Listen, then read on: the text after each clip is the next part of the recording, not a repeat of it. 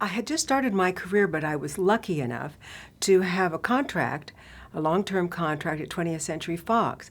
And I had just finished making Fantastic Voyage, which was another sci-fi movie about inner space being injected into the carotid artery and swimming through the human bloodstream.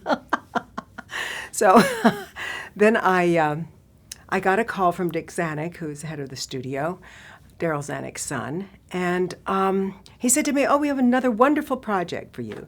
And I thought, well, last time I only said maybe a few, six lines, maybe really small, and my first line was oxygenation.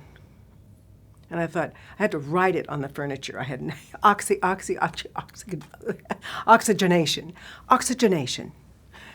It was just, So he says to me, "Well, I have this movie that we have a script on, and we'd love for you to do it." And I said, "Well, what is it?" He said, "It's called 1 Million Years BC." And I thought, 1 million years BC. Is that a dinosaur movie? And he said, "Well, it's a classic, really, Victor Mature and Carol Landis." And I said, "Dick, I don't want to make a dinosaur movie, okay? I do not want to make a dinosaur movie." Anyhow, he said, "Well, you do have a contract, and of course I can put you on suspension." So I thought, well, I really don't want that just to start everything off with. It's only my second movie, so I thought, okay. And he said, "Oh, but the good part is it's a British production company, and you'll get to go to London, and then after you shoot on location, you'll come back and you'll do some shooting also in London." And I thought, oh, that's great. Never been to London before, swing in London. And so I thought, oh, that'd be some fun. And so that was the thing I was looking forward to the most. But I had to be threatened and then persuaded to do it. And I kept thinking, what in the world are they going to put on me? And what am I going to wear? Because what could they make clothes out of in 1 million years BC? I mean, what, animal skins? Or I had no idea. A gunny sack? I just really could not figure it out. So I was a little concerned, but I really didn't have much of a choice, so I was just sort of waiting in suspense to see what was going to happen to me. Well, the Canary Islands is a beautiful place when you get off the plane and you go directly to your hotel. But we were not shooting on sea level. We were shooting, I don't know how many miles up at the top of a volcano, okay? And when you got up there and you were standing out where the camera was, there were just, you could look out to the horizon and all you could see was lava rock. Nothing. Well, no telephone poles, which I guess was the idea in the first place. They didn't want any signs of civilization. But it was, it wasn't fun. And I had this little tiny costume on while everybody else had their big anoraks on, quilted. And they even had, it was so cold that the cameras were freezing up. So they had to put like a pot of coals with these chains on it hanging just under the camera to keep the camera rolling, because that's how cold it was. And so there I was in my famous doe-skin bikini, and, well, I got so sick. There was just a doctor on hand to keep plugging me full of penicillin, which backfired later on when I got back to LA. It was perfect, though, because when you looked out, you just saw all of this jagged lava rock, and it really did look like the beginning of time. It was really perfect location for the movie. Not for human beings, but for the movie.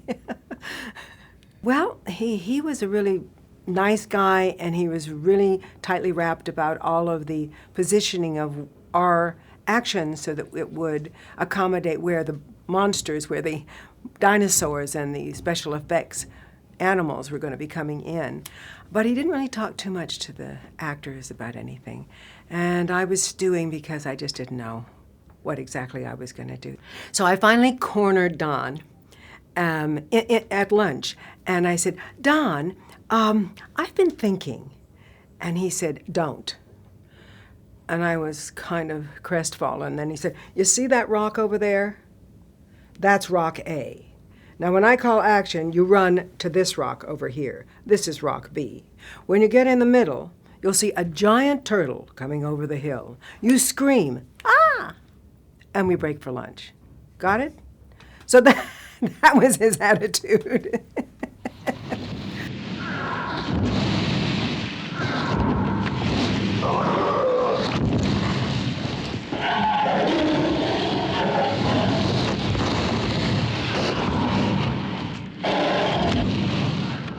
My fiancé knew all about Ray Harryhausen, and he was really the preeminent master of special effects and making, animals, skeletons, all kinds of different things.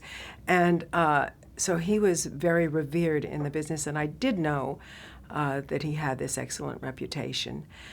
And then we were told that he was making these little tiny miniature animals over at his laboratory in London, and then he was moving them all just little small increments and having them shot every frame, so they were moving one frame at a time. Can you imagine? And now today, with what they have in the industry, that they don't have to do that anymore, I'm assuming. So I took my kids over, and they were just, I had really small children at the time, my son Damon and my daughter Tani, and they were just enthralled to see these little, prehistoric monsters and stuff moving around little by little, and watching Ray work with them and shoot them. It was like Disneyland for them. It was really, they just loved it, especially my son. The dinosaurs and all the prehistoric work that he did on the movie was pretty extraordinary. I mean, it really, really was good, I have to say that. I was just so worried about what the heck I was going to wear. And since I don't have any dialogue, that would be all important. What am I going to look like then? And what in the world can they figure out to put on me? So waiting around with bated breath, and then I was told that they hired somebody really remarkable to do the costume design. And his name was Sir Carl Toms, and he had designed, his claim to fame was a lot of costumes he designed for the Royal Shakespeare Company, and also all kinds of other theatrical adventures in London, or productions, I should say, even though they are adventures in London. And so we had an appointment at Berman Costume Company, and he strode in one afternoon, very nice-looking man, and very charming, and he had his portfolio underneath his arm, and he proceeded to take all of these sketches he'd made for Luana and line them up, and oh my God, they were gorgeous. They were fantastic. I could not believe, what an imagination. It was so, this had never been looked at and done before. So I don't think he could research it in any other movie. And here he had, this doe-skin bikini, this animal skin that really was like a chamois kind of thing. And he had little tufts of hair, like you would have cured the leather, you'd have to scrape it, the buffalo hide and stuff, and there would always be a few tufts of fur. And so that's what it looked like. And then he draped it on the body. And people call it a bikini, but I think that's just being cheeky. I don't think it looked like a bikini. I do think that it looked good.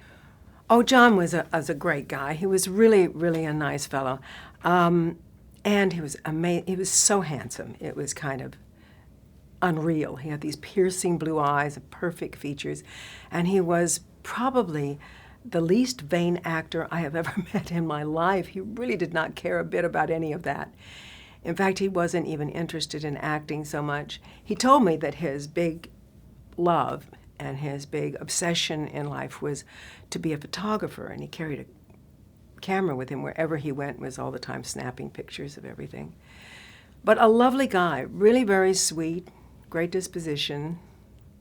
I felt lucky, to have him really with me as my leading man, Tumak.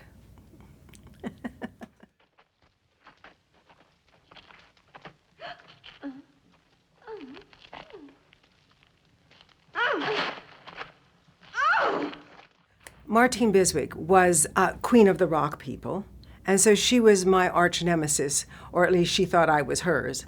Oh, she was really a great girl, and she was really beautiful, and she had a great body, and she had a kind of a counterpart to my doe-skin bikini, but darker and more villainous in a way, because she was a bad girl and I was the good girl. That'll be the last time that happens. I enjoyed making the movie. After all, I mean, I ended up becoming allergic to penicillin, and I found that out when I was back in LA. But I had a great time. The people were wonderful. Martine Biswick and I became good friends. We spent a lot of time, Martine and I, together, because we had to choreograph with the, well, we didn't have to choreograph it. The stunt coordinator choreographed it all, but we had to rehearse it, and we came up with some ideas along the way about what was going to happen in the girl fight. And we were going to shoot it when we got back to London on the studio because, I don't know, I guess they thought they would have more control over it. And I think it was probably a good idea because it sure created quite a stir at the time because they had some photographers that they didn't even ask me if I cared, but they had photographers coming on the set, including the famous Terry O'Neill, that was when I met him on that picture. And he shot some great pictures of the girl fight, and they turned up all over the Sunday Express and the Mail and the Mirror and every other, tabloid that the British have. And so Martine and I had fun. We got a kick out of all of that. When I finally was taking the plane back to Heathrow in London, after we finished our location, I became aware that there was a reaction to the photo, but not until that point. Because when I got off the plane, there were these hundreds of paparazzi photographers there waiting for me. And I thought, I wonder what this is about. And then they started saying, Raquel, Raquel, Raquel, over here, Raquel, Raquel, here. And I was thinking, oh my gosh, they know who I am.